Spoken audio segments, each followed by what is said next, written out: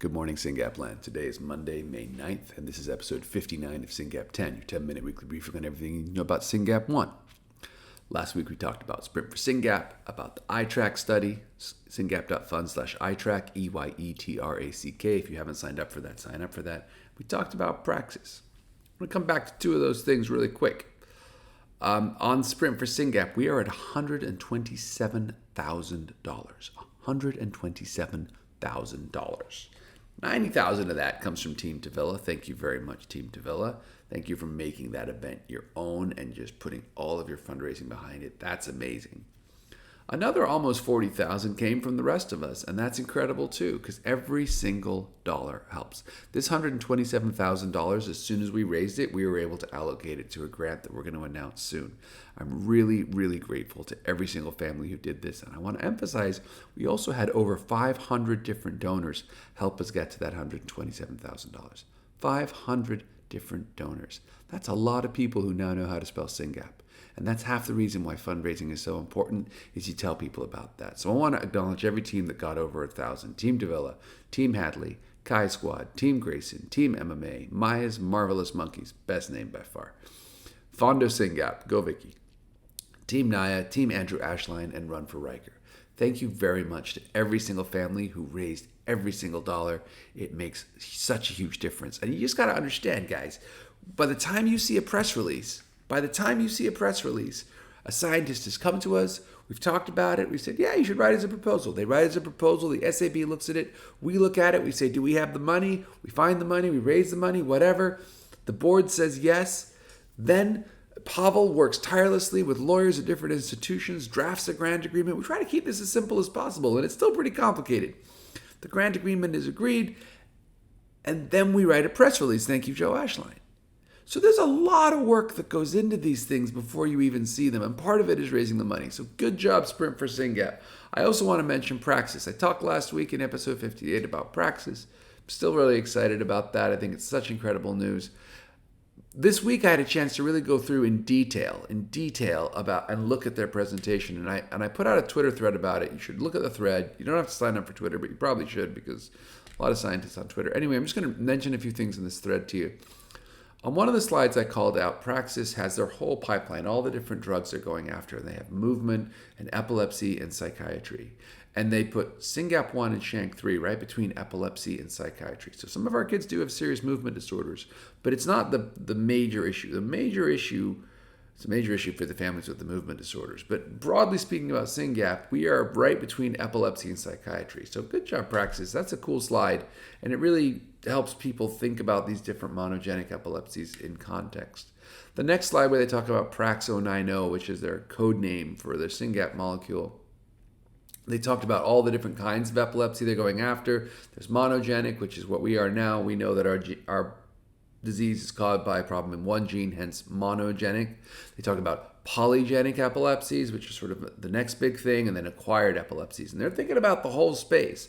But right now, thank goodness, there are monogenic epilepsies, and thank goodness we are one of them. So take nothing for granted, but be grateful for that right now. On their slide about Prax-090, they talked about US diagnosed population of 1,600 patients.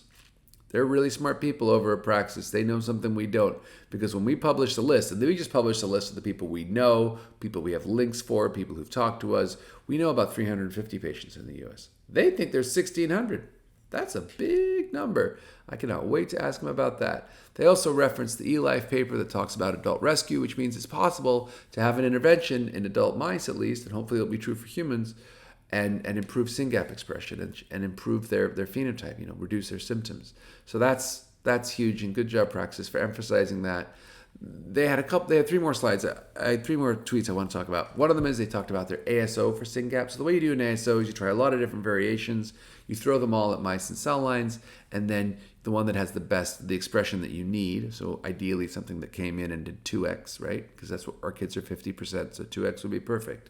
And they have this beautiful chart showing all the little dots of the different levels of expression, which tells us they're really onto something, and they're probably going to have a candidate to announce next year. So that's huge. I also put in a tweet there about the partnership between Praxis and Citizen. So I know I say this all the time, but if you're a Syngap family and you want Praxis to understand what your kid is like, so that their therapy can help your kid, sign up for Citizen. Guess what? It's free because the board of SRF pays for it. Sign up for Citizen. Last but not least, GETA, which is the Genetic Epilepsy something Association of Australia, is doing their annual event, which is an excellent event. Thank goodness it's online because Australia is far away. But on May 21st and 22nd, they're having a star-studded cast of characters. And if you want, and you can register for free, links in the show notes. You should go at the top of the show on Saturday the 21st, Australian time. So make sure you register and let the robots figure out what time that is for you. But at the top of the show, 11 a.m., is Professor Ingrid Scheffer, who is one of the most famous neurologists alive, frankly. She's on our SAB. She's truly excellent. She cares for Syngapians in Australia. Any chance to hear Ingrid speak, you should take. Right after her, Dr. Professor Steve Petru, who is also in Australia and is the scientific co-founder and probably CSO of Praxis. So you want to hear from the horse's mouth about his work and Syngap and what they're doing over there. Those will be 2 talks to go to. Sign up for the GETA show. It's on Saturday, April 21st, Australia time. Apparently there's 2 time zones in Australia. Who knew? So that's Praxis, and that's GETA. That's important. Speaking about events, this week, Thursday, May 12th, Richard Peterson, JD, MDR, LLM, that's a lot of letters, who is the director of a Center for Dispute Resolution and an adjunct professor of law at the USC, is giving a talk for us. Richard Peterson is a grandfather of a Syngapian. Last week I called him David Peterson because that's his son, who is the dad of the Syngapian. And the presentation is about 6 steps to connecting the dots, an objective approach for meaningful parent participation in education of children with disabilities under the Individuals with Disabilities Education Act idea, the Individuals for Disabilities Education Act idea. So Richard Peterson will be giving that talk for us. He is an expert. He runs a law center at USC. This is a topic near and dear to his heart. He's been advocating for children with special needs long before he had a grandchild with one. So we're really lucky to have that coming up. Syngap.fund/idea. Make sure you sign up. Speaking of events, just want to remind you, in June we have 2 big events coming up. June 11th, we have the $1 Million Bike Ride. That's super important because UPenn has selected SRF as a credible partner, and they're going to match what we raise. They are going to match what we raise. So the first $30,000 we match, they will match it with internal funds, and then we will agree on a place for those resources to go. So that'll be a whole new Syngap grant. That'll be 30% what that team raises and 30% what UPenn matches. Please support that grant. The link is in the show notes. It's syngap.fund/SRFMDBR22. So far, we've raised $2,500, and we need 30. So $27,500 to go, folks. That's already come from 30 donors, though. So thank you to those 30 donors, and let's get 300 more. Please share that link, support that team. If you're anywhere near Philly on June 11th, go. Aaron, Callie, Sydney, Peter, a lot of our leaders will be there. It's going to be a great event. On June 25th, if you're anywhere near Dallas-Fort Worth, we're going to have an event at Cook Children's Hospital. There's a major Dravet conference going. A lot of us are going to the Dravet conference, and then we're having a side meeting for SRF where Dr. Perry will present his research. Very excited about that. So June 25th, if you're in or near Dallas-Fort Worth, please join me there. On October 8th, we have the second annual Karen Gala in Jersey, and we have a golf tournament in South Carolina. Why would you not want to go to that? And then November 12th, we have a cool gala in Atlanta. So there's a lot coming. And then, of course, December 1st is our AES Science pre-meeting, and December 2nd is going to be a family meeting. Stay tuned for more links on that. Lots and lots and lots going on. There's 2 more things I want to mention. One of them is we've put out a fundraiser for 2 mice. There's a company you haven't even heard about yet who's called us and said, we have a specific technology that works on these kinds of mutations, but we need mice. And we said, please don't make the mice, we'll make the mice. And the reason we did that is because if they make the mice, they own the mice, they won't share the mice. If we make the mice, we can give the mice to researchers, we can give the mice to postdocs, we can give the mice to another company. We have the mice. And the thing is, you can't just make mice. Mice are pretty expensive, but we can afford them. The thing about making mice is once you make the mice, you have to phenotype them, which means these scientists have these little gyms from hell for mice, and they do all these things to them. They make them go through mazes and run on little spinning rods and do all kinds of craziness. And then they show, hey, a normal mouse can do this, but a Syngap mouse can do that. So look, we know we gave this mouse Syngap because it's not very coordinated. It gets lost. It always turns left, whatever. And then they take these therapies that we're hoping they're going to prepare for our kids, and they test them on the mice, and they show that the phenotype changes, that the mouse gets better, right? So really important that we're making these mice. Really makes sense that we're making these mice, working with a top shelf company who is willing to invest in this work on the mice that takes that expensive investment of making the mice and makes them more valuable by doing science on them. So so far we've raised 5,000 of 44,000, 5 of 44. So say we're a little over 10% from 18 donors. Thank you to those 18 donors. We got to raise more. Now, if you're paying attention, you're like, Mike, what are you talking about? You just talked about Penn, but it's different, right? Penn's going to match the money. Penn's going to help decide where that money goes. These mice, we've decided they need to happen. They need to happen stat. And we're going to fund them because that's just the way we are. Transparency, urgency, collaboration. We're collaborating with Penn, but the mice are urgent. Let's move fast. Let's raise the money. Let's get the mice done. Please help us raise funds for those mice. Links in the show notes, syngap.fund/2mice. Read that for a little more detail. It's really exciting stuff. I want to close with great news.